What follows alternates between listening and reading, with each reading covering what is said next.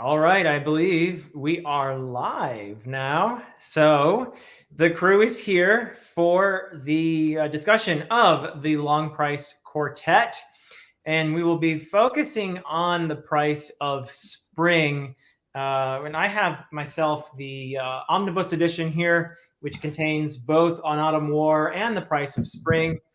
And oh yeah, you got a nice edition. I like that. I've got the UK Orbit B trade paperback edition. I know why you did that, because here's the omnibus edition, and you can see they are different sizes for mine are not. So mine are the same size.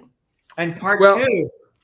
What was for the OCD in you? What was heartbreaking is this is the same size, but if you zoom in, was it so hard to get that to line up right there? Was that so difficult? It's heartbreaking. It's absolutely hard. Size? Or yours are the Mine are the same size. So Patrick also told me this. He was like, "Don't order those. They're not the same size." And I couldn't find any others. And mine are the exact same size. They must like you, Sarah. Yeah. Well, my problem with those was that the font, or the ink, I should say, on my editions was actually a little light reflective, and it made it difficult to read for me. It's like a shiny ink almost. Shiny ink, wow.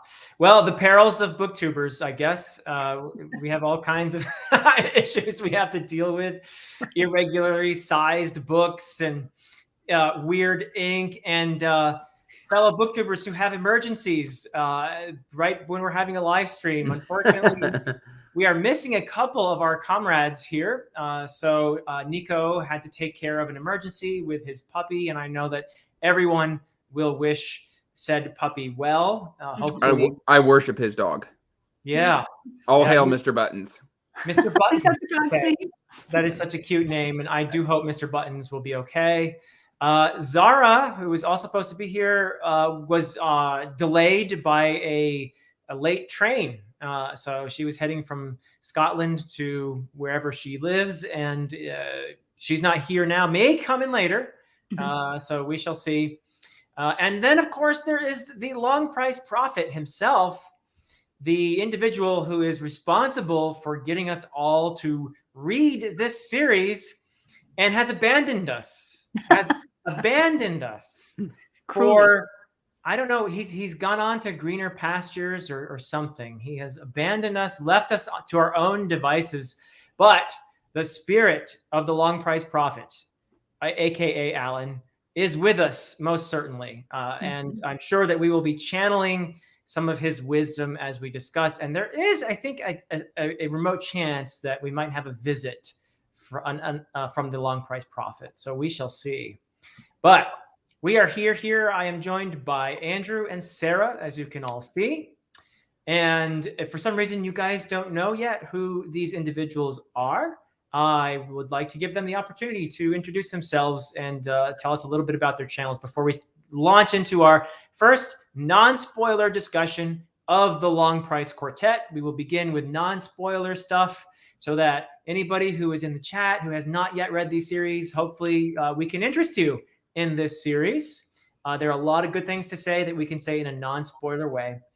And then after we're done doing that, we will go right into the spoilers, particularly for book 4. That's what this discussion was initially going to be about, really, is the price of spring, book 4. But we'll cover the entire series if we feel like it. Let's see where we go. But let's begin. Sarah, would you like to tell us about your channel? Sure. So my name is Sarah. My channel is called Sarah Reads. I read a lot of fantasy typically, but I do read some other things as well, some literary fiction, some romance, some kids lit, but it's mostly middle grade over young adults. And I just like to talk about the history of fantasy. I like to talk about why we read, and then also about helping the next generation become readers as well. So those are the kinds of things that I like to discuss on my channel.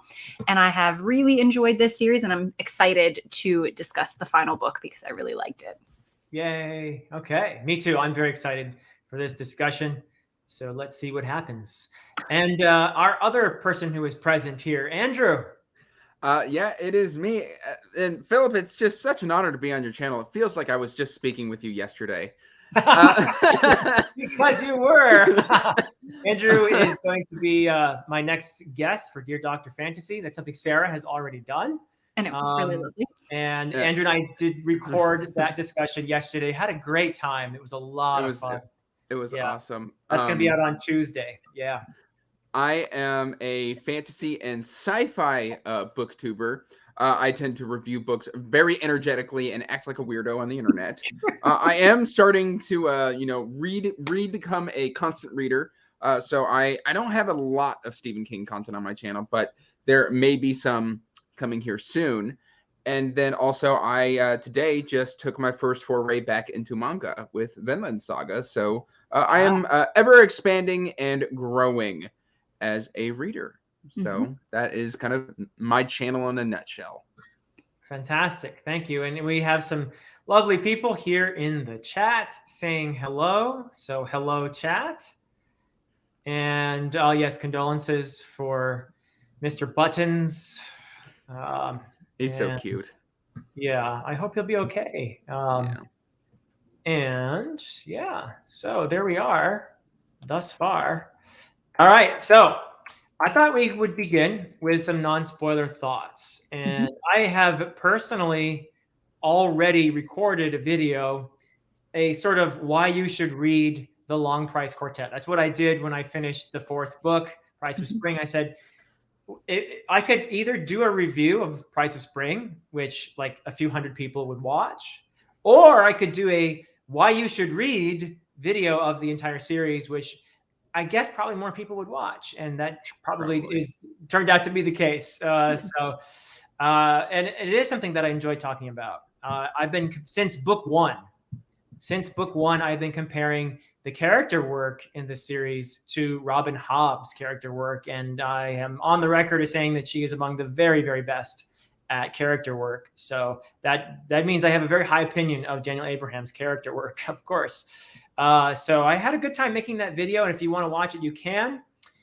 It's sort of why I love The Long Price Quartet or why you should read. But I want to get my two guests here on the record and talking about why they love, what do you guys love about The Long Price Quartet, and why you think people should read it, and maybe who should read it as well. That's another, I think a fair thing to talk about. So Andrew, you want to go ahead? Oh, sure. I was about to say ladies first, but if you're going to force me into the spotlight, I'll go first. You're on the spotlight. I'm on the spotlight. Honestly, who should read this is people who love, I always refer to the series as a Rube Goldberg machine, just because Daniel Abraham does such intricate things where he sets one tiny thing in motion, something that could be of no consequence to toppling a government. And then seeing how we get there to where, the leaders of these countries or these, nations get involved, and the explosive results from that, politically happen from just something that, may can be completely unrelated. And the way he gets there is masterful. And thinking about, your statement on Robin Hobb having comparable character work, I never really thought about it in that frame of mind. But like when thinking of Ota and Mati and comparing them to like, the introspective things that we get introduced with Fitz, I can definitely see that they are very comparable. We dive deep into these people's psyches and what drives them and how they function. And, a lot like Realm of the Elderlings, the series is structured where we spend our, we follow these people through their entire lives. And it's very, very beautiful. There's a lot of politics. Like if you like big action stuff, this probably isn't going to be for you. Like if you're looking for the big battles and, the sieges and the wars, like there's some of that there, but it's not the focus. This is very much character first, with also telling really a story about this world and about these people and about their culture. And I think people who love culture and who love character first stories will love this. And I loved it. Fantastic. What was the last thing you said? I think it sort of pooped out on us there. Oh, I said I loved it. Oh, okay. Good. Fantastic. Thank you, Andrew. That's awesome. So Sarah, what do you think about it? Why do you love this series? And who should read it, and why should people read it? What are they going to get out of this series? Right. No, I definitely agree with the things that you and Andrew both said. The video that I recorded the moment that I finished this series was a video about my favorite endings of series, because I knew as soon as I read this final book in the Long Price Quartet that this is by far one of the best endings to a fantasy series that I have read, and not in there are like lots of different kinds of enjoyable endings, and some of them are these very big, energetic culminations or battles or resolutions. Whereas I think, and this speaks to the point that Andrew made about this very intricate plotting, Daniel Abraham very clearly had a vision for this series when he set out to write it. And you get to experience that vision as it comes to life throughout the 4 books. And the way that the final book ends, it ties into the first book. And so I just think that it was brilliant. I think that the way that he pulled that off was so impressive.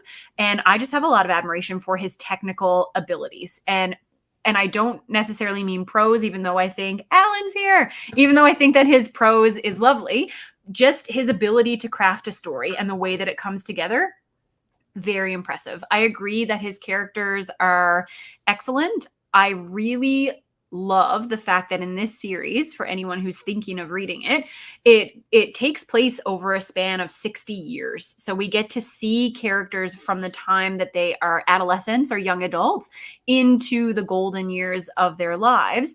And Daniel Abraham makes them feel like very different. He makes them feel like different people. He allows us to see their growth over time. And that's something fairly unique in fantasy. We don't get to see that very often. And that's probably one of the things that I enjoyed the most about the series. Yeah, fantastic. I'm especially curious, Sarah, about, because I'm always picking on you because of your background in psychiatry. And in terms of the portrayals of characters in books. Would you agree with the statement that these are some of the most realistic characters you can meet in literature? Yes, I would. And I think that these books, it's such a strange experience to read them, because each story individually is fairly intimate. We follow people over a short period of time in the book, even though this series takes place over scores of years, and we see the characters often at turning points in their lives, or at points of personal or interpersonal conflict. And we get to see how they react to that conflict and how it forces them to act in ways that they might not want to, and the repercussions that has on them.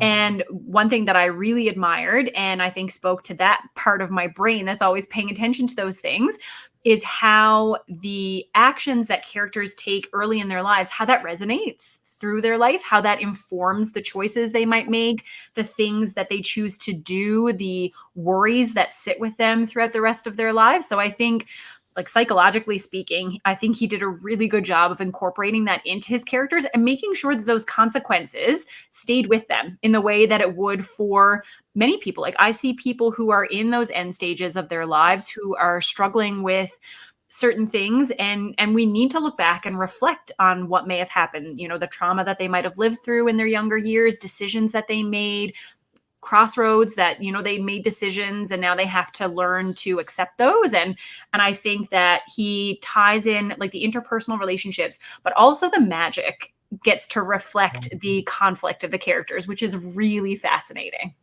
Absolutely. Yeah, it's really quite something. I felt at the end of the series like these characters were people I knew in my actual life. That's how well done they were, full of inner conflict. And that is just something that is just so human. And of course, there's the famous Faulkner quote that George R.R. Martin is always credited for, but it's actually William Faulkner who said, there's nothing worth writing about but the human heart in conflict with itself. And that is something that you really do see Daniel Abraham is just so brilliant at. Alan, no, we have not gotten to spoilers. Long Price. He's raring and ready to go. Behave yourself now. We're not doing spoilers yet. Sorry. But we'll get to it. I don't know, 5 or 10 minutes maybe. But yeah, the characters are just so awesome and so fleshed out, and not only in terms of themselves, but in terms of their relationships with each other. What Abraham captures, I think, more than any other writer I've read in the genre, is how complex, except maybe Robin Hobb, and this is where I see their similarity, the complexity of a relationship, how you can both love a person and feel devoted to a person, and at times loathe that person, just hate that person. It's just, he really does a fantastic job of capturing how many layers of complexity there can be in a relationship. And I think the reader also feels that way about some of the characters. Some of the characters are actually terrible people, but I find myself admiring them in moments. And we'll talk about those particular characters later on, but he is just so good at that. Thank you. This is a summer jacket. Yeah. Well, and I think that's part of the brilliance of LPQ's character work, is because a lot of the books, don't get me wrong, like a lot of the books that are currently out there that have great character work, but it is very difficult, especially with as short as these books are. Like these are very short books, so there's not a lot of page count in order to accomplish what's being done here. But like he makes them so, like you said, multi-layered, to the point where, like, you know, they can feel multiple things about an individual, where a lot of the times we might just get like, oh, this is the person I'm in love with, I'm devoted to this person can do no wrong. But even then, like, we've seen points where like two characters can have a conversation and they're like, hey, this is kind of what's going to happen, and even if it's not how I feel things should, you know, happen, this is what's going to happen regardless. And I love that. I mean, these are like what, 250, 300 page books. Yeah. Very, very short. And they're just jam-packed full of character work and cultural aspects and just complex. I'm at a loss for words for how complex they are. Yeah, absolutely. And I'm glad you emphasized the cultural aspects of this series too, Andrew, because that is something that made me fall in love with the series and with Abraham's perceptiveness as a writer. So he's really good with characters, and he's really good with world building, in the sense that he's given us a complex culture as well, where, from the very beginning in our first discussion, we talked about how there are high context and low context cultures. Low context being where you tend to just kind of say what you mean. Your intention matches what you're saying verbally. Whereas in a high context culture, people typically look for more signals. They look for body language. Which may contradict what the verbal message is. And so people tend to look for those things more. And in the city-states of the Kayam, particularly, we have an extremely high context culture, which is fascinating to me. We can talk about aspects of that and more specifically, perhaps, when we get to the spoilers. I'm not actually sure, Mike, if the Long Price Prophet is actually going to appear in the video. He said he would. When we he said spoilers. He said in the chat when we got to spoilers to send him a link, and he would pop in. Oh, okay. Well, I did send him. It's on Twitter, Alan. The link is in the group chat on Twitter, so it should still be there. But yeah, hopefully you can access it that way. Let me know if you can't. So yeah, awesome. We would love to have you join us. So let me see what else we have here in the chat. Hello, Safina. So nice to see you here. And thank you, Penny. And oh, that's strange. Yeah. Huh. Yeah.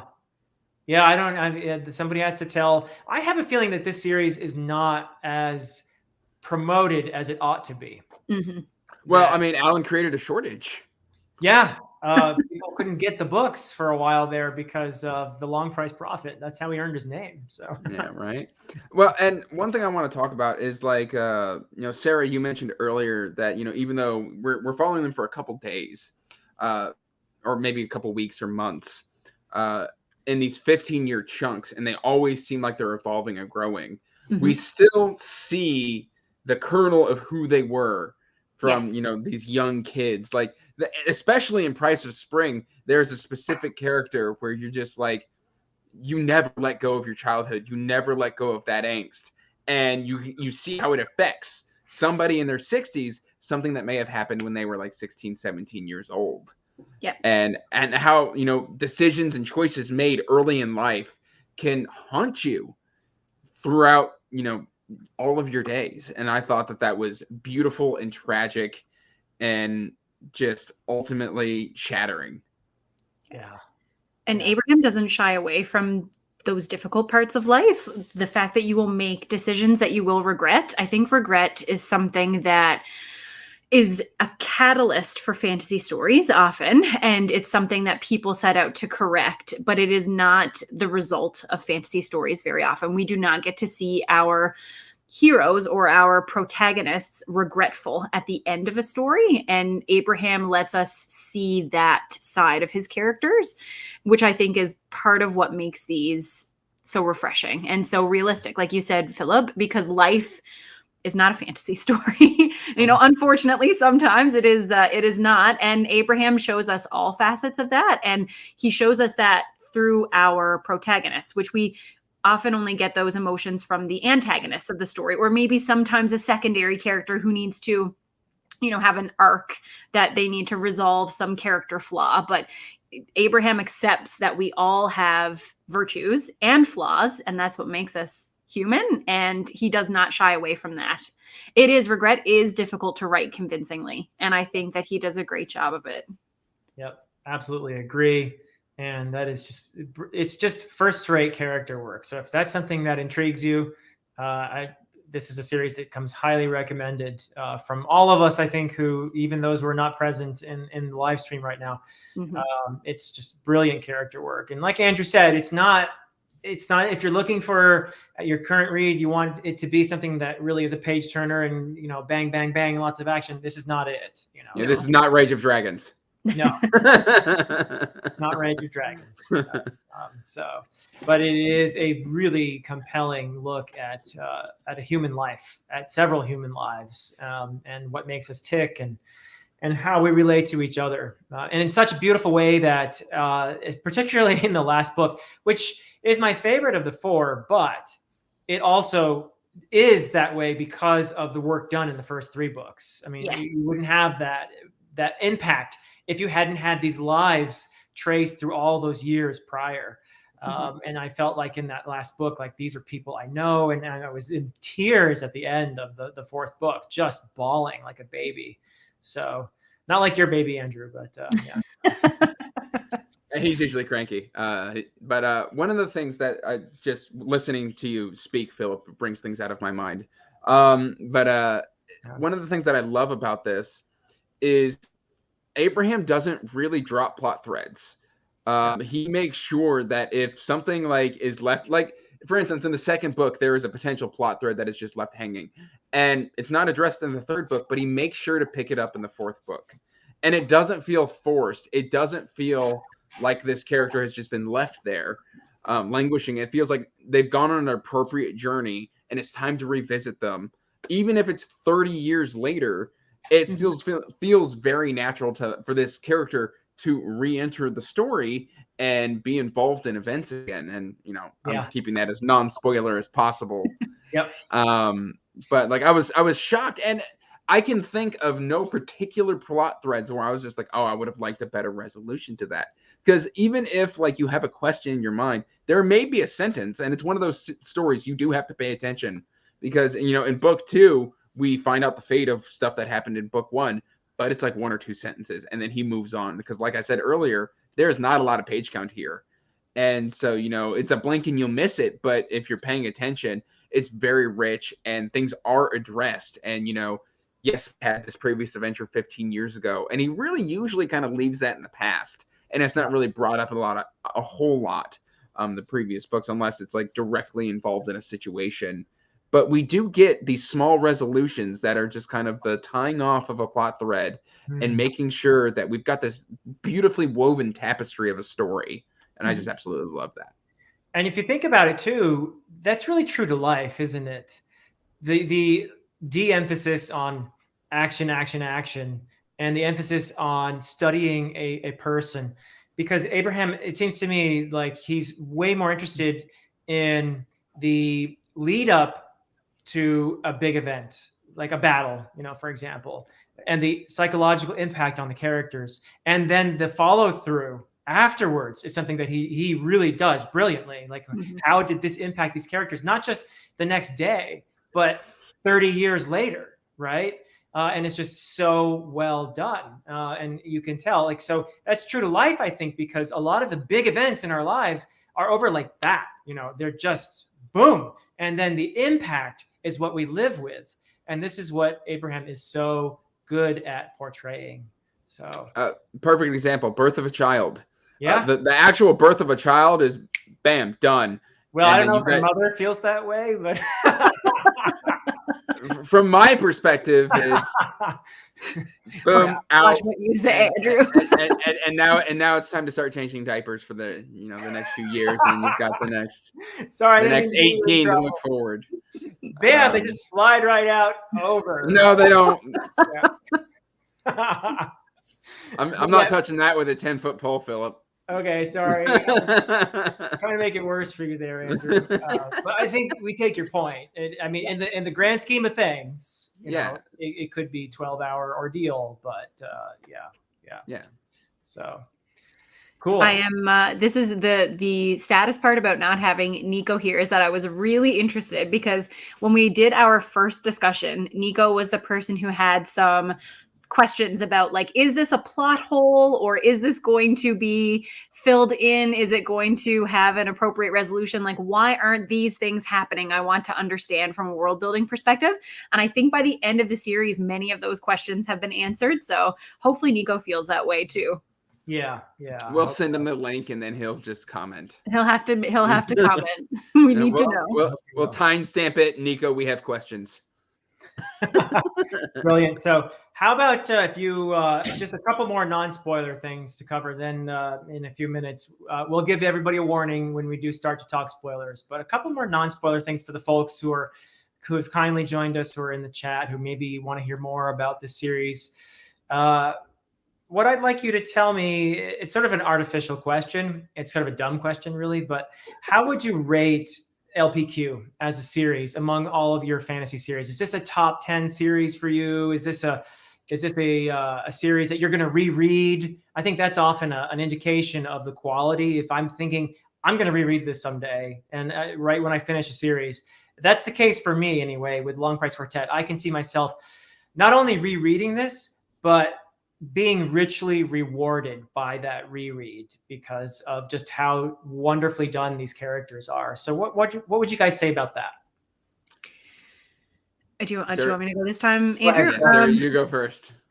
I don't know where I would rank it in terms of favorite series, but one thing that strikes me about Long Price Quartet is when you read so much, and all three of us fit into this category, some books, like there are unfortunately some books that I read last month that if you really pressed me to name all of the characters, I probably couldn't do it.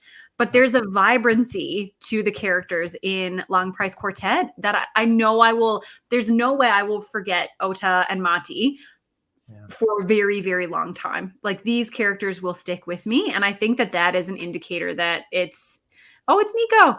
It's an indicator that I really enjoyed it. I think that in terms of the plotting and the execution, I definitely think this is a top 10 book in that regard for me. And it is absolutely one that I would like to reread. Is it better than Empire of the Vampire? It is indeed better than Empire of the Vampire, Alan. I know you're probably shocked considering that Empire of the Vampire is commonly known as my favorite book of all time, but I was struggling to figure out what that acronym was. I was too, actually. I was like, no, it's not Eye of the World. That's a V. Yeah, unless it was a typo. I looked down at my keyboard. I was like, is the V near the W? No. It's a typo. Eye of the World. The world. Yeah. A German accent, maybe. Yeah, right.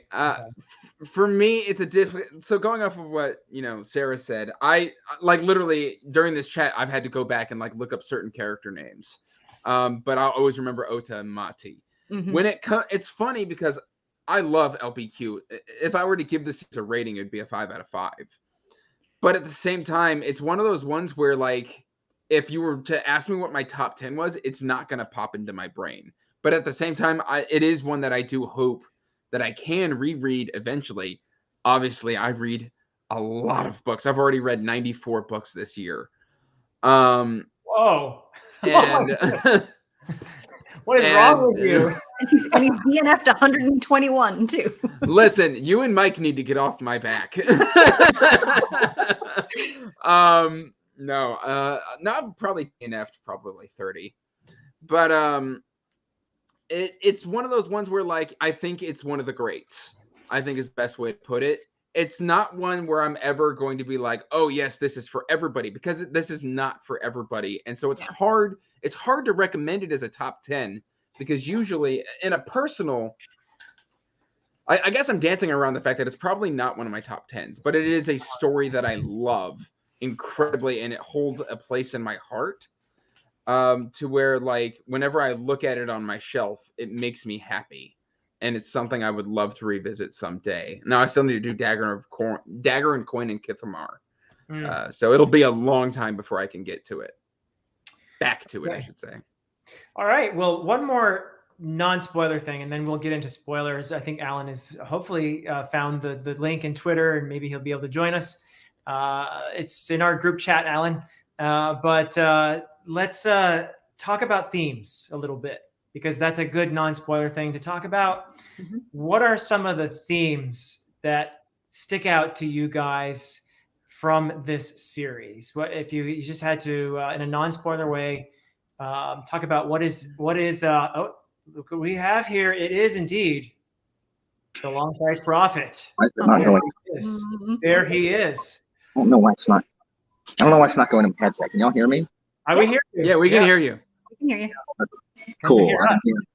Yeah, I can hear you. I can hear you. You're just coming out of my phone and not my headset, which is probably a setting I can fix. Hold on, I can actually probably fix that. We yell.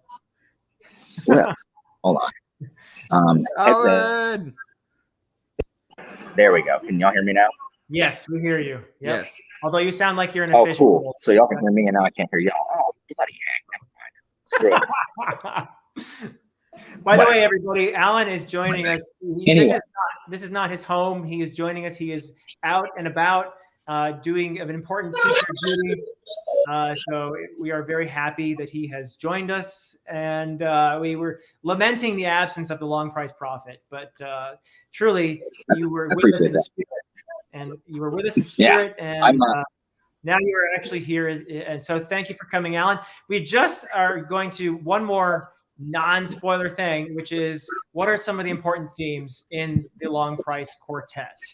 And if you want to give, if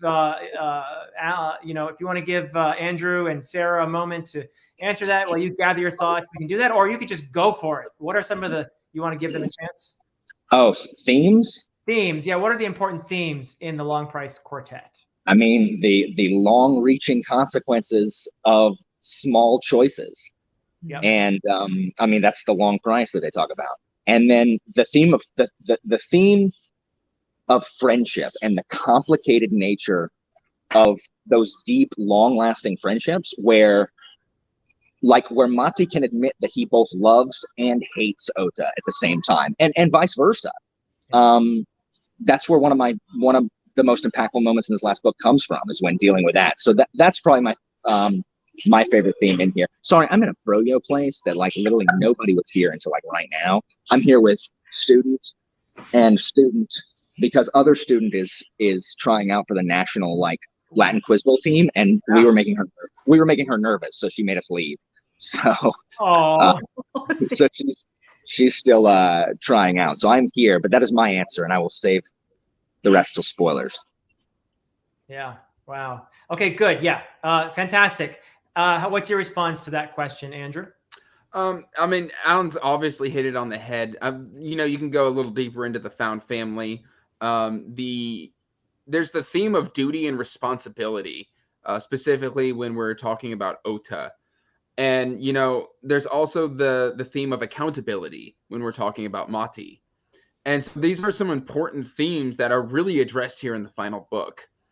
And also, you know, there is a family aspect to the final book that I think is very impactful, especially when it comes to Ota's kids and how we follow that relationship and how that relationship has evolved, and some of the anger and animosity and just hurt that has been inflicted over the series and how we deal with that. I think those are some really important themes that appear within the book. I don't know if I've left Sarah with anything. Oh, I'm sure you have. I'm sure you have. Sarah, I'll try my best.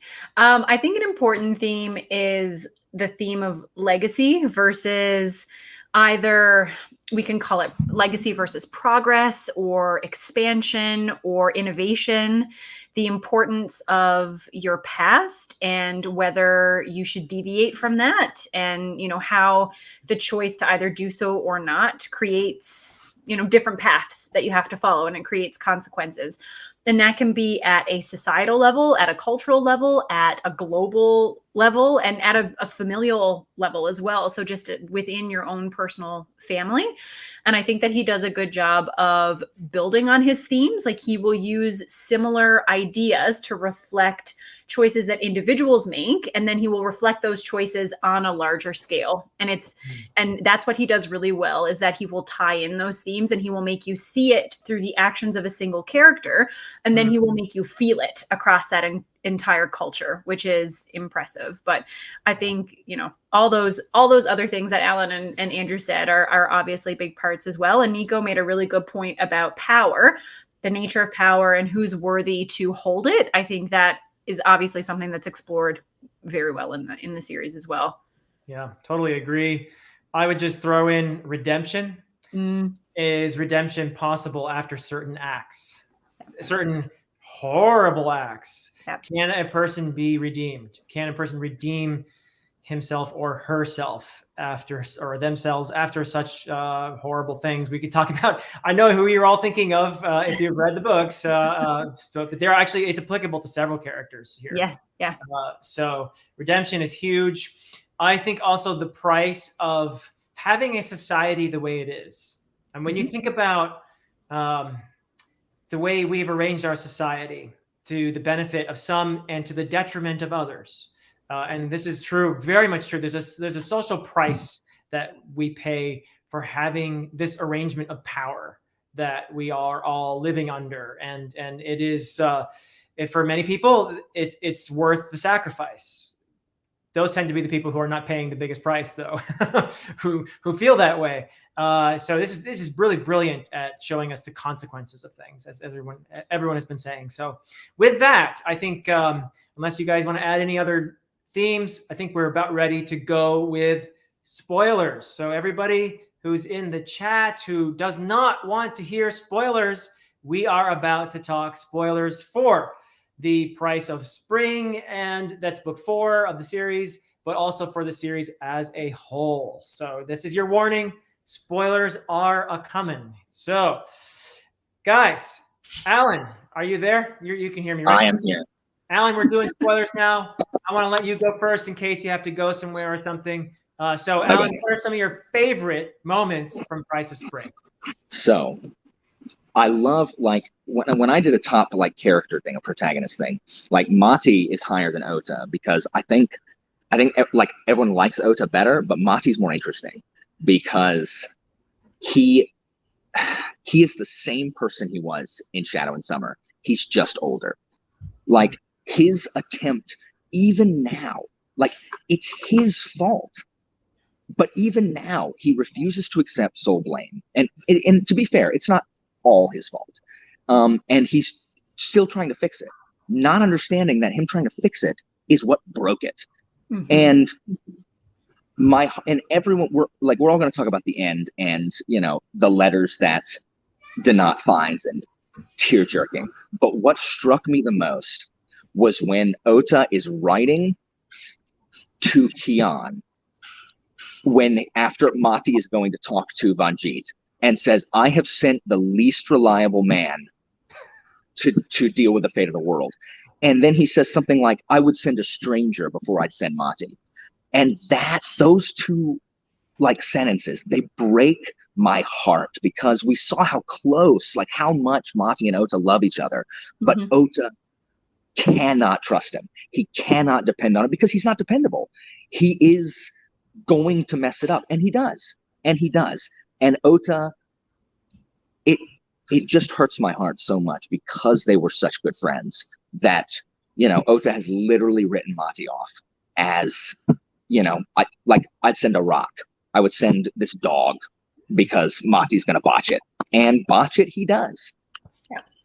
And it just tore me up. Like, just the culmination of that friendship from the prologue of Shadow and Summer to, you know, Shadow and Summer, him looking up to Ota, and Ota, you know, having to make that choice. And the other thing that Ota says is the reason that he is so angry at Mati is because if the Gaunts suffer, then Ota's choice to strangle Heshai in the first book means nothing, because he did it to prevent this. And so he's been living, and this is really the first time that they spell it out. He's been living with this guilt for 40 years, 45 years. And if the Gaunts all die anyway, what was it for? What did he make that sacrifice for? So that we understand, like, a final piece of Ota's motivation for why he's so insistent that he makes it right, which, you know, Aya doesn't understand that, on why he's, you know, she condemns him for what he's trying to do. Yeah. But he has to make it work, or else that sacrifice was for nothing. And so just that, and watching him and Mati fall apart. And then even at the end, like, they're not resolved, but like you say, Philip, like that moment of compassion where he shows Mati the city, but they're not reconciled. Like, it is just so realistically heartbreaking. So meaningful. Yeah, they have. I think with that moment when he brings him up on the rooftop and shows him the city, it's not forgiveness entirely, is it? But it's understanding. I think there is a understanding and a recognition of the bond that these two have shared over so many years. So yeah, beautifully said, Alan. Absolutely.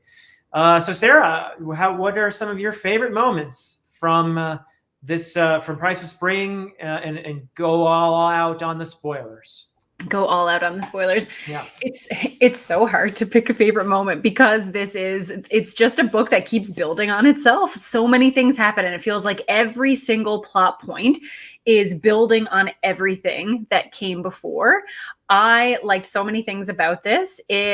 For me, it moved very quickly. So the political marriage subplot was fascinating. I really enjoyed that.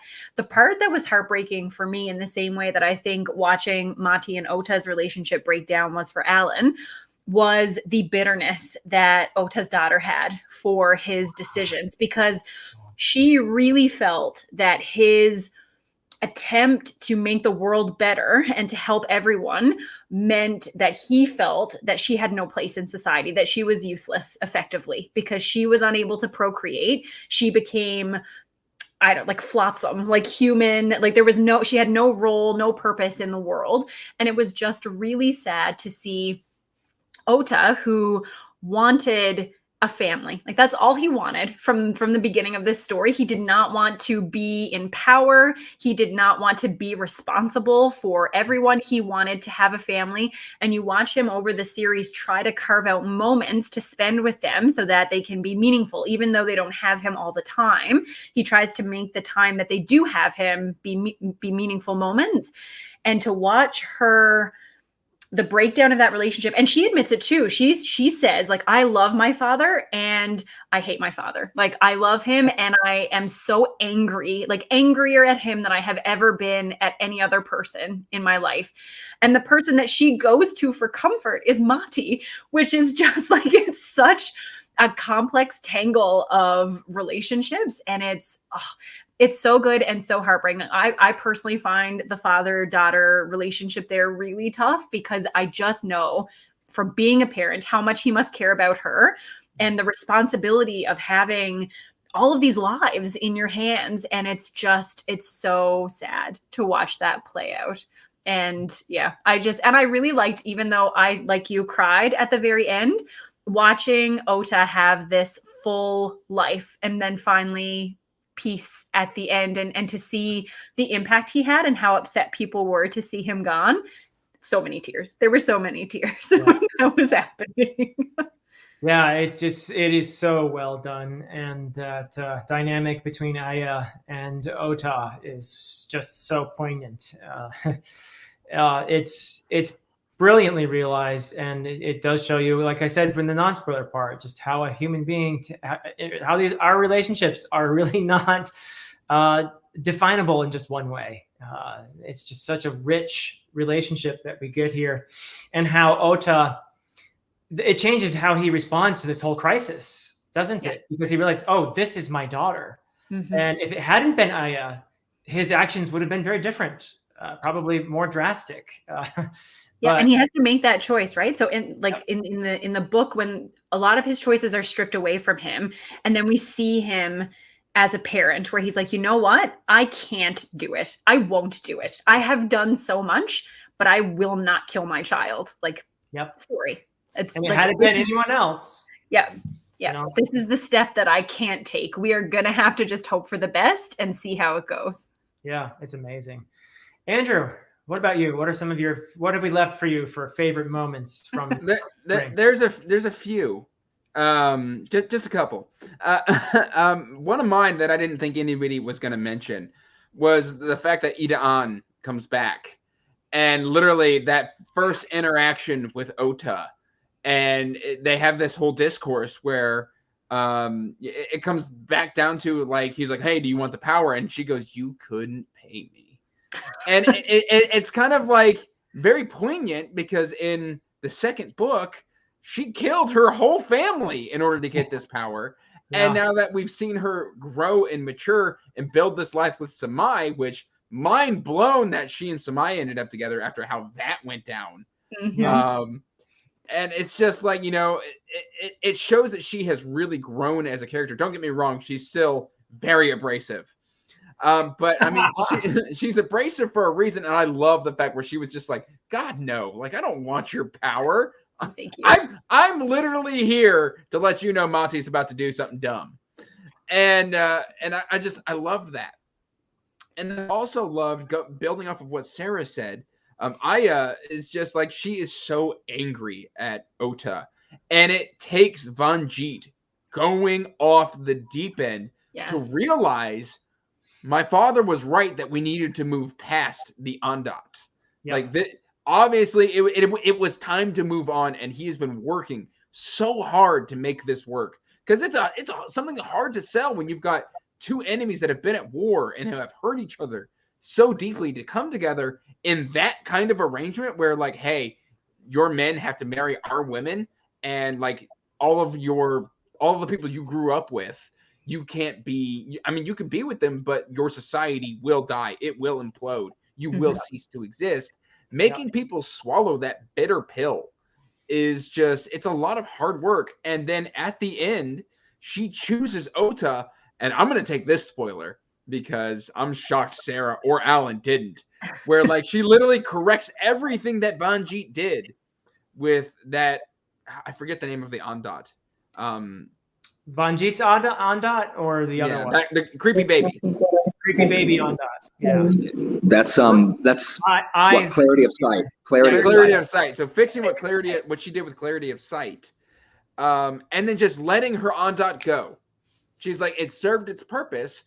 I don't need to hold on to this and be in constant pain and suffer and struggle for the rest of my life, when my father has already implemented all of these procedures in order to thrive without the Ondat. We don't need them anymore. Yeah.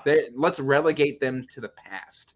Yeah. And I loved that. And then I guess one final one is when Alan mentions when Ota sent Mati to deal with Vanjit, knowing he will fail.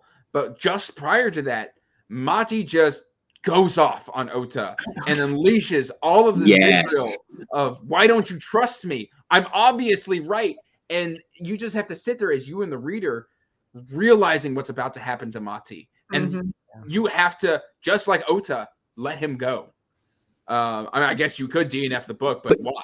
How similar are we to Mati though? Like, how often do we like insist, like, no, like I can do this. Why aren't you listening to me? Like, you think you're better than me? Like, like this is your fault. Like, look how you live versus look how I live. Like, I know that there's more of Mati in me than I want there to be, really.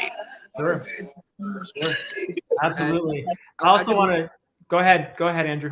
I was just going to say, I just think it's part of the brilliance of Abraham's writing, where you, the reader, also have to just let Mati go and make his decision. Yeah. You're so right. Also, what you said before about Idon appearing in this book, is there a more iconic scene in the series than when she first appears, when Mati goes to that remote area and finds him, and she is covered in blood?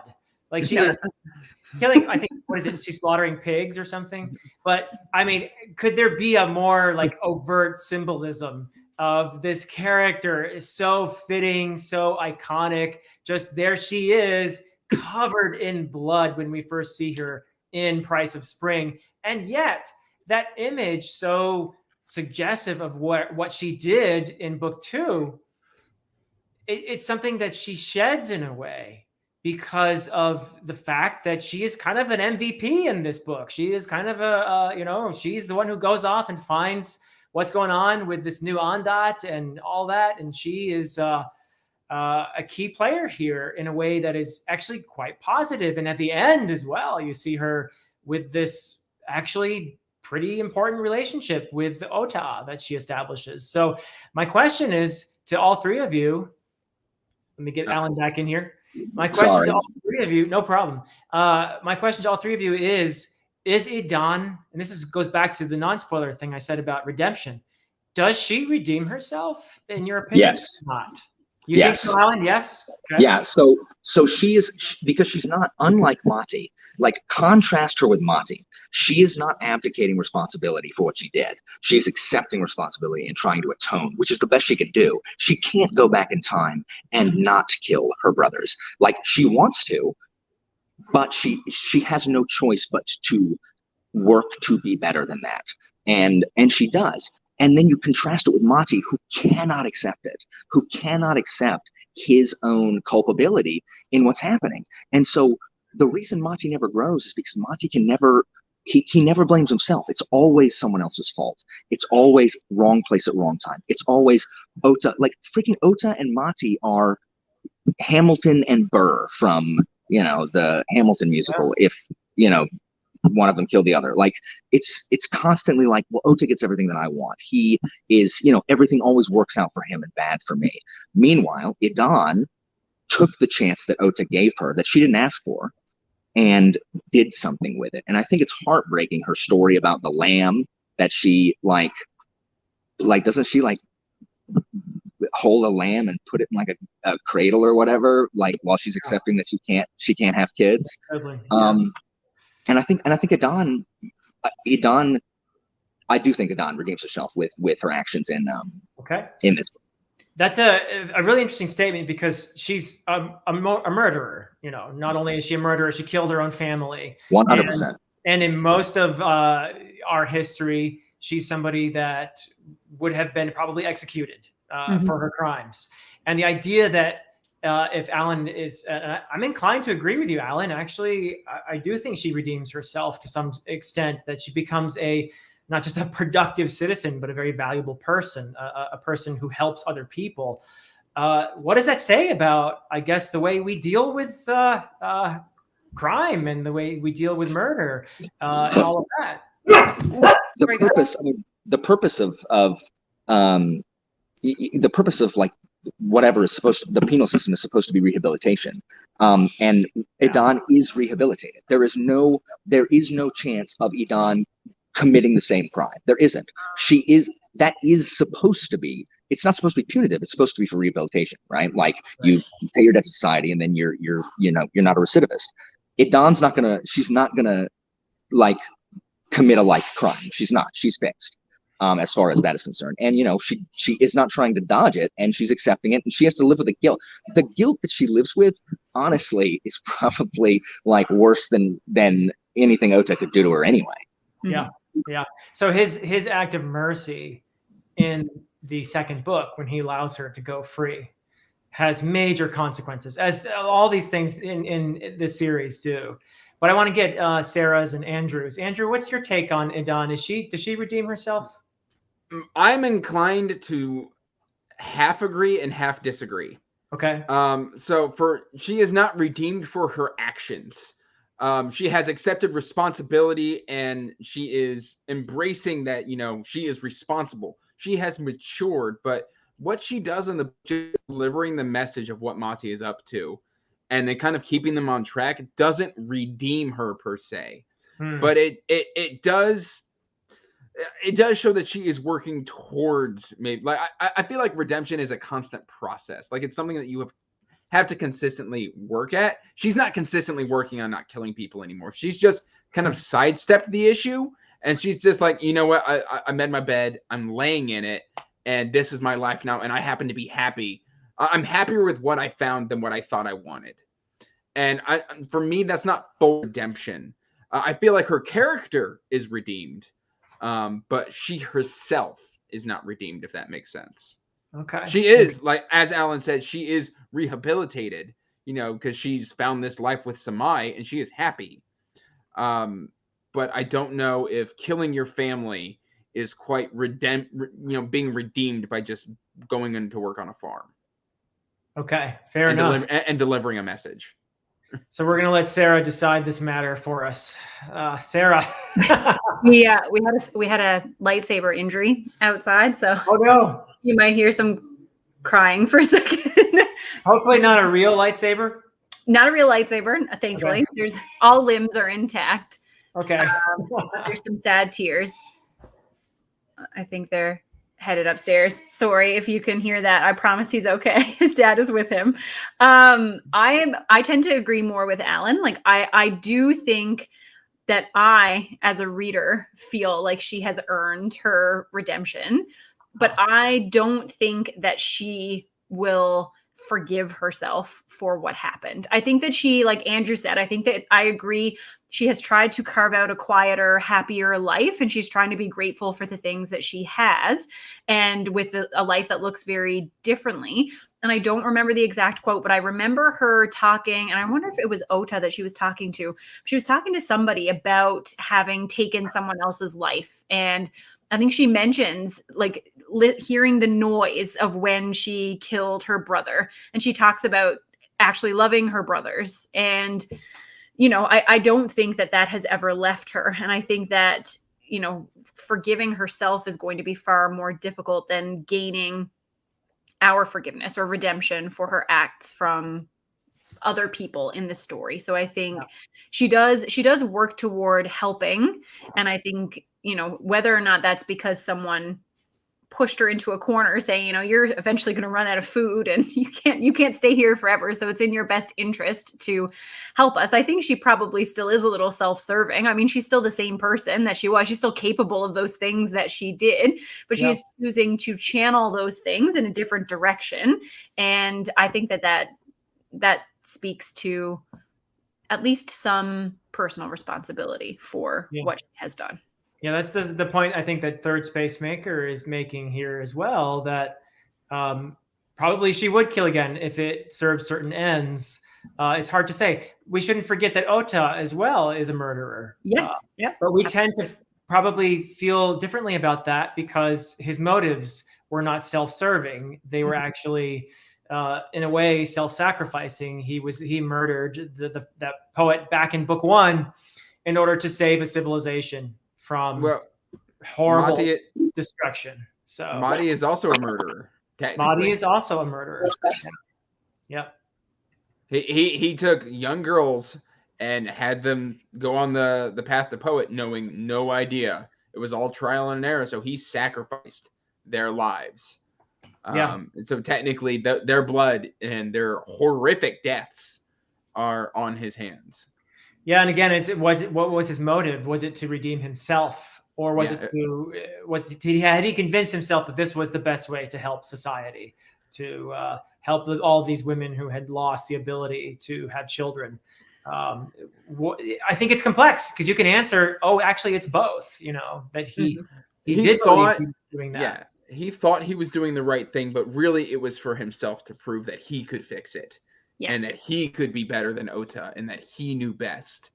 I think Mati really suffers from, you know, Ota giving him the answers all the way back in book 1. Okay. And I mean, even in book 3, we are told by the Ondot names are so difficult for me. The one that failed that neuters everybody. That Sterile. Sterile. Yeah. So we are told by Sterile, hey, you're a failure. You should have never been an Ondot to begin with. But that's also himself talking to himself, because Sterile is an extension of him. A reflection of himself. Yeah. And that's how he feels about himself. Deep down, right? Yeah, that's true. Yeah. Alan, are we being too hard on Mati here? I mean, no. Like, Mati is, what he does is inexcusable, but understandable. Like, I have a soft spot for Mati because I feel bad. I feel bad for him because he wasn't good enough to be where he was. And I understand the desire to make things right. And I understand the feeling like you're doing everything right and nothing is working out. Like, I think most people understand that. And so I understand where he's coming from. But Mati has had too many chances. And and he's too blind with recognizing his own culpability and stuff. So no, you're not being too hard on him. It's he's like again, when I first read the series, like, Mati is, I would say that Mati is a Shakespearean tragic character. Like, that is how deep the tragedy goes with Mati. He's an absolutely brilliantly written character. And so, like Sarah was saying, like, this is a top 10 series for me, obviously. Like, it's in the top 3. But like Sarah says, like, I forget character names all the time. I will never forget Mati and Ota. And you're right, Anita. At the end, Mati is couching, trying to do the right thing in he's couching his anger and, like, desire to top Ota to prove that he matters. And that's really the thing. That's the tragedy of Mati. Mati is an Enneagram 4, first of all. He wants to matter. Like, Mati wants his existence to make a difference. And he just can't get it to. And it does. It makes a huge difference. He summons Sterile. Good job, Mati. But not in the way he wants it to. Like, he wants it not in the way he's going for. And that, he's a sad little boy inside. So, well, and I think what's really tragic is, speaking of, like, Shakespearean tragedy, is a lot of this comes around from, we never really touched on this, I don't remember, in any of the other live shows, is that all of this stems from a single act of mercy that Ota did in the prologue of the first book. Because he made Mati eat dirt. And he felt bad about it, and so he tried to elevate him. He gave him just one little secret. And, like, literally, Ota got elevated, he let the power go to his head, he felt bad, and he didn't like the way that things were working. And so in order to make it up to Mati, he just gives him one little hint, one little push on how to get to become a poet. And this is all just a cascading effect from one act of mercy, because he felt bad about making Mati eat garden dirt. Yeah, so Mati never should have been a poet, actually. Correct. It's interesting because, guys, I have to jet, but thank you so much for letting me come in and talk for a second. But I'm going to catch you in. Alan. It's so good to see you, and good luck to your students. Good luck. Thank you, guys. Bye. Bye. Take care. Bye, Alan. So I'm so glad we were graced with the presence of the Long Price Prophet for a time. And I love his input. And we have to thank Alan, actually, because I would not have read this series without Alan and his shouting and jumping up and down about this series. Is really, I mean, how many of us can say we caused a shortage of books of a particular series? I don't know. That's a short list, I think. Not me. Yeah. Definitely. Yeah. So he's not listening anymore, probably. But thank you, Alan, for all of that, because I'm so glad I read the series. Absolutely. But speaking of complex characters that are at times understandable and at other times reprehensible, what did you guys think of Vanjit? Because she starts out as seemingly very sympathetic. Her family was killed by the Galts, and she's there to try to make things right. And then gradually, especially when you never know what a person is going to be like when they get power. I feel like you give somebody power, and suddenly it's a different person. Like how people can change when they get power is scary sometimes. And this is what happens with Vanjit. She was perfectly nice until she had her creepy baby Ondot. And then things got really, really disturbing, I think. So what did you guys think of her? First of all, baby Ondot is the creepiest of all Ondot. Oh, you know what freaks me out is when he would mention that the baby wasn't breathing. And like, you know, that as a parent, that's one of the most terrifying things that you can like ever like even imagine. And so like that always just weirded me out. Like, oh, the baby is being manipulative, and when it's not being manipulative, it's not breathing because the Ondot don't need to breathe. And that just takes the creep level. Like that kind of pushes the needle almost into like a little bit of the horror side. I think it was the eyes too, right? Eyes and the flailing. Like I was just imagining this baby like trying to crawl along the floor and like get to places. And I was like, this is just beyond creepy. All of the Ondot had that thread of creepiness to them, but the baby Ondot was just next level. It was incredibly disturbing. Yeah. But as a character, and go ahead, Andrew. Well, I was going to try and answer the question. Again, I feel like this is also back to Mati, though, is because he didn't screen these women. He took anybody who was willing. And, you know, everybody during this time is incredibly emotionally damaged. And there was a screening process. We just mentioned that school to choose people who were eligible and capable of becoming poets, who had the correct mindset. That correct mindset was very important because there's that old adage, absolute power corrupts absolutely. Mm-hmm. And, you know, of course, when she got an Ondot, she was going to misuse it. Like, of course she was, because she had such a traumatic past and she wanted revenge on the Galts. That was the whole point, is that Mati didn't learn his lesson from trying to create a weaponized Ondot, and he let somebody else do it. Yep. Sarah? I felt sad for her more than anything, more than I felt angry. She was probably the scariest of all of the villain type characters for me, because you can see where her anger is coming from, and it's not something that can be solved. It's not something that can be quenched. Like, she saw as a young child her family killed in front of her, and, you know, and potentially other traumatic things happened to her as well. Like we're given, you know, it's implied that certain things may or may not have happened, and then she gets the thing that many women, not all women, but many women have been wishing and hoping for.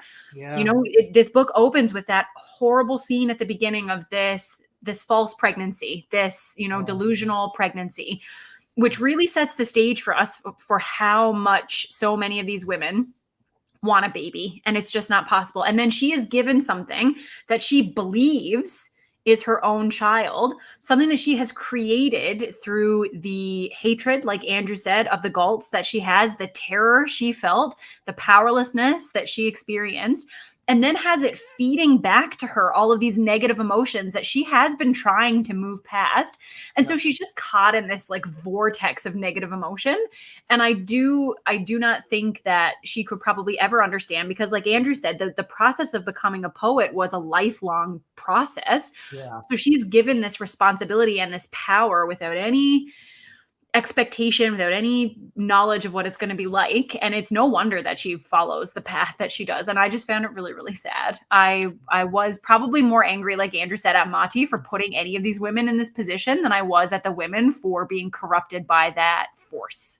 Well, and because she doesn't have any of that training, once she starts making mistakes, Mati turns his back on her. And like they literally try and drug her. And so of course, like she runs away. She gets even angrier because the people that she was supposed to trust, who were supposed to care for her and who were supposed to be there for her, she felt that like they were jealous and they didn't understand. And of course, don't get me wrong, she was taking away people's sight, and she took away all of Galt's vision. Yeah. And basically like disrupted all of these political negotiations that Ota had going on. We had this political marriage about to happen between Ota's son. I don't remember his name. Donut. Okay, Donut was the son, and like they had developed this genuine relationship that kind of started out very rocky. We're like, hey, if you make me marry this guy, I'm gonna just tell everybody that he raped me, and it's just like, oh, that's one way to start a marriage. And it's just so tragic. I think she is a tragic character, and she should have never been put into that situation to begin with, because she was given just enough power to change the world. Yeah. Well, you mentioned Andrew. You mentioned Donut and Anna, or however you want to say that. I thought she was a very interesting character as well. And her initial reaction to being forced into this political marriage is in some ways immature, but also I kind of like, good for you. You're not allowing yourself to be just used that way. And it's a mistake that Ota admits, that he went into this not thinking about her as a person, but as a chess piece. And so I kind of admired her for sticking up for herself, and maybe not exactly the way she did it, but it was a slightly destructive, but nevertheless, she's young, and she definitely matures in the course of this one book as well. Absolutely. So what did you make of Anna? It was a good contrast to the relationship in the first book between Ota and Liat, yes, and Mati, and their immaturity and their romantic relationships, and how the first person that you're in love with, that doesn't necessarily mean it's going to be forever, and where does duty and honor fit into that. And it also gives it gives Ota an opportunity to do what Mati finds very difficult, which is admit to his mistakes and apologize. So I really liked, like you pointed out, watching that relationship develop between Ota and Anna, and him be vulnerable, because he knows that she is in a position of kind of this absolute vulnerability, where not only is she being forced into something by her parents, but she stands as this figurehead for an entire nation of women. And he kind of goes in there and says, you know what, I'm not going to be anyone except an old man who feels sorry for how he treated you. And I just want to get to know you as a person. I don't have any ulterior motives. I just want to see, and she's able to see what kind of leader he is. I thought that was a really interesting subplot. I really enjoyed it. Yeah. I liked the discourse between her mother and Ota, because, her mother was very manipulative. Sandra. Sandra. And Ota finally was like, listen, this is their lives. If we try and force this issue, everything else that follows is just going to end in disaster after disaster after disaster. We've got to stop treating our kids like chess pieces and start treating them like the adults that we're asking them to be. We're asking them to, save the next generation, but we're doing it in a manipulative way. And that's not, that they have informed us that's just not going to work.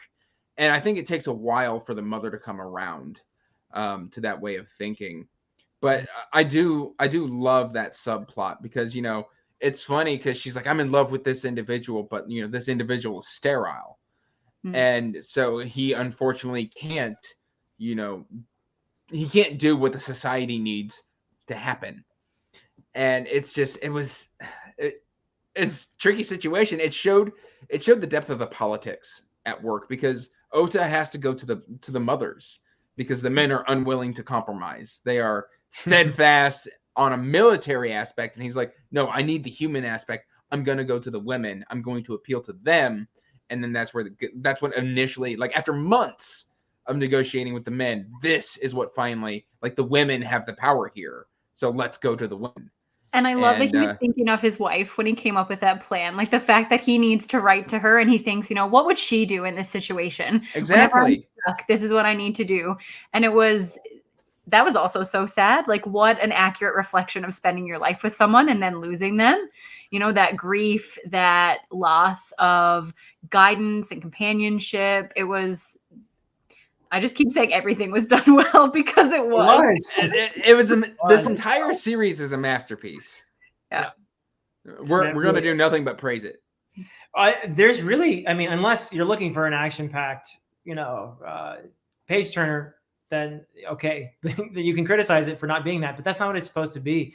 It's brilliant. I mean, the parental relationships too in here between Sandra and Anna, and how Sandra treats her like a child that she can manipulate, basically. And you see Anna asserting herself against that. And they figure out, Ota and Sandra figure out, this whole manipulating thing, trying to make her jealous, it's not actually working. It's kind of actually not helping matters. So they take up more, as you said, Sarah.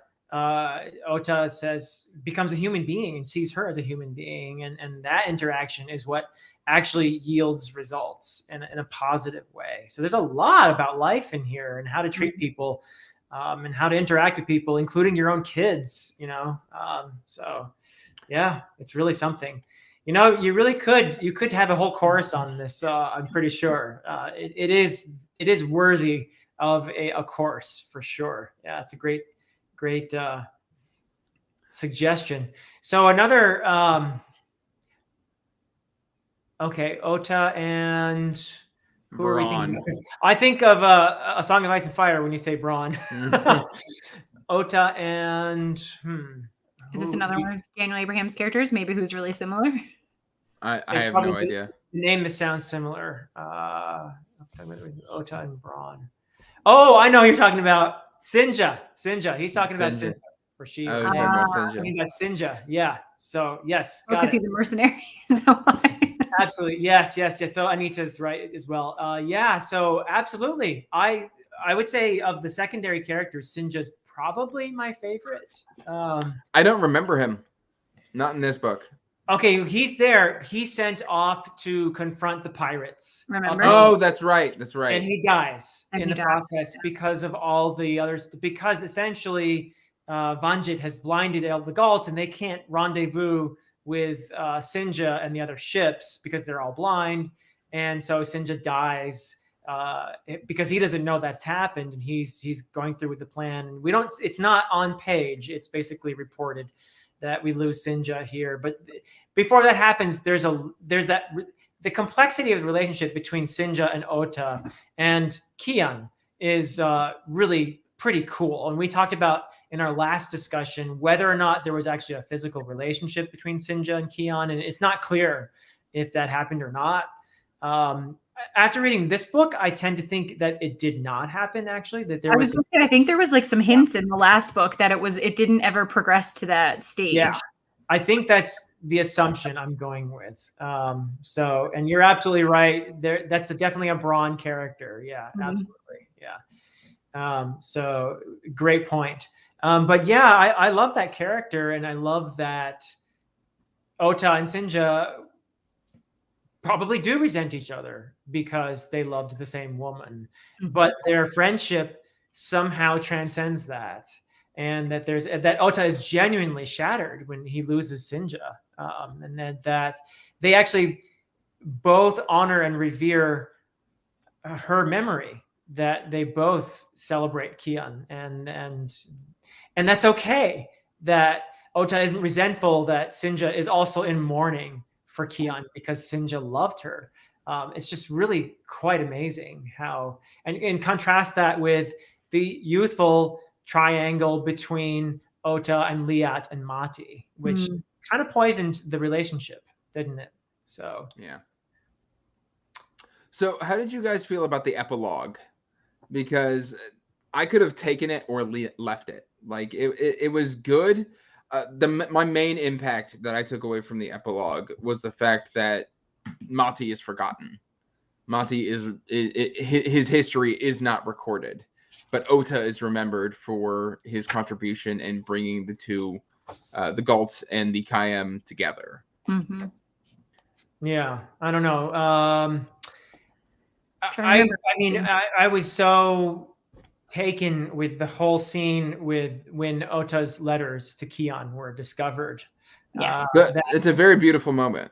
It's just so powerful that I wasn't probably thinking about anything else, because that's the thing that made me cry. Like, just absolutely lost it when looking at those letters and what they contain, and just how well that was done. And through this whole book, he's having this dialogue with her, and she's present in this story, even though she's passed away. She's not there, but she is a presence in this story. Kion is. It is just so powerful that I have a hard time remembering, in all honesty, anything else about the book when I think about that moment when they discover those letters. It's just so beautiful. I think that brings us back to the thing that we've been talking about this whole time between Ota and Mati and the choices they make. Yeah. Because Mati chose to leave his family. He chose to leave the people that cared about him and who he cared about to seek redemption, or, you know, try to keep being a poet. Whereas Ota pushed back against generations of structure and generations of regulations in order to only have his wife, you know, to have her be his only wife and to be the only person who was important to him. And I think that speaks a lot to the importance of those relationships and how they can help you obtain the things that you want. And Mati, again, like, this is just another instance of where he pushes aside the thing that he probably needs in order to seek what he wants and can't have. Yeah. Poor Mati. I mean, you never hate the guy. You never feel what a terrible person Mati is, but he's just so... He's pitiable. He is. He's a pitiable character who's trying so hard to redeem himself, and in the process is making everything worse. Digging the hole deeper. That showdown between Vanjit and Mati, where she just beats the crap out of him, and he's sitting there just dying of a heart attack, is just it was hard to read. And then Aya just comes in and basically does everything that he ever wanted her to do. And then breaks his heart all over again. Because she does what I think no one else could have done. Huge respect for Aya, because she releases the Ondat on purpose. And that is something that maybe she wouldn't have done if things hadn't played out the way they did. If Vanjit hadn't gone berserk, essentially, or maybe she would have, but she has, in a way, she has the wisdom of her father, who had the instinct that what Balasar wanted was actually, I mean, even though they're enemies and the Gauls had come in book 3 and in Autumn War and killed a whole bunch of innocent people, still Balasar had a point, which is the Ondat are a menace to the world. They are dangerous. They're the nuclear weapon of this society. And if you can get rid of them, well, you might be doing whatever the cost. That's Balasar's thinking.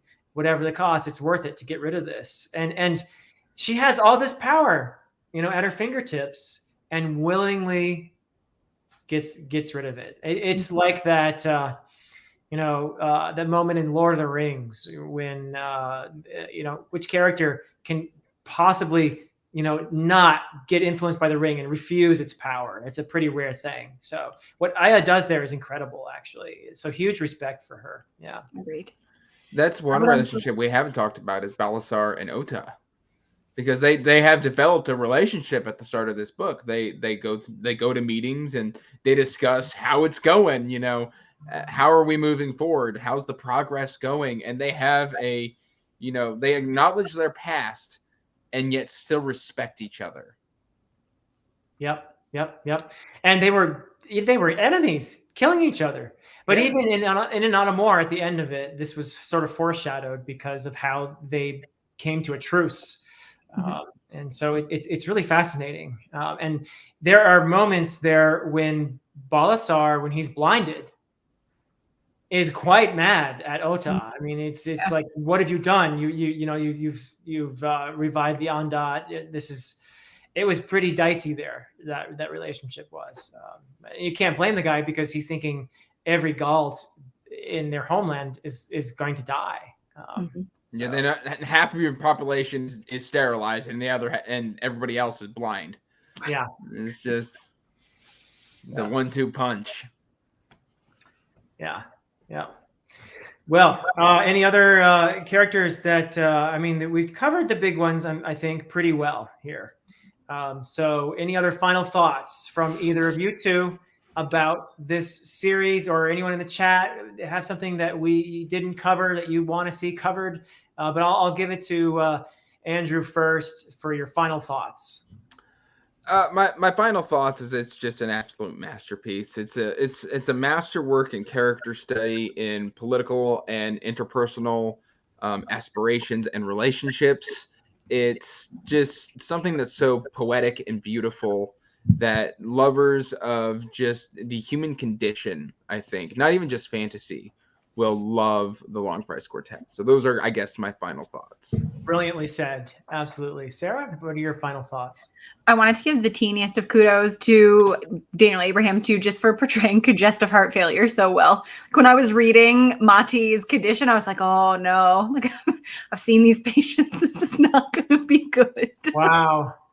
So it was medically accurate, which is always fun in fantasy.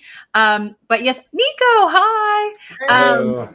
So I think I read an article about the Long Price Quartet, and it was called Fantasy for Grown-Ups, and then I read the article and I agreed with a lot of what it said in there. I think this series appeals to older fantasy readers, or should appeal to older fantasy readers, in a way that, many books don't hit the same points. If you are interested in seeing characters as they pass through their lives, if you're interested in seeing all relationships, not just romantic, like parental and spousal and friendships, and how those change over a lifetime, like, there are very few series that do the things that Long Price Quartet does.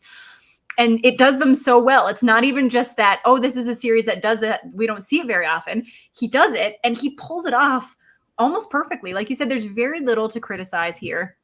I think if you want something that is reflective, as Andrew said, of the human condition, something that will challenge you to think, something where you can untangle the layers bit by bit and really enjoy that whole process, then you should absolutely read them. They will not be for everyone, but I imagine anyone who gets any enjoyment out of book one, by the end of the series, you will agree that this is a brilliant piece of writing. Yeah. Beautifully said as well. Wow. And we have our friend Nico here. Nico, welcome. It's so good to see you. I hope everything is okay. I know we let everybody know early on that you had to take care of your puppy. Hopefully Mr. Buttons is doing better. But it is great to see you here. And please give us your thoughts, as spoilery as you want to get, and give us your thoughts on this series, and let us know anything you want to say, because unfortunately you weren't able to be here for this, but I wanted you to say whatever you'd like at this point. I was going to say, I noticed you guys were still on. I just got back, and I figured it's probably the tail end, but I figured I'd jump on at least for a few minutes. But yeah, no, you can finish us off strong. But yeah, he's doing okay now, and we got medication and whatnot, so I'll say that. But so I guess, without knowing everything that was talked about, but I really loved this series, catching the tail end of what Sarah was saying.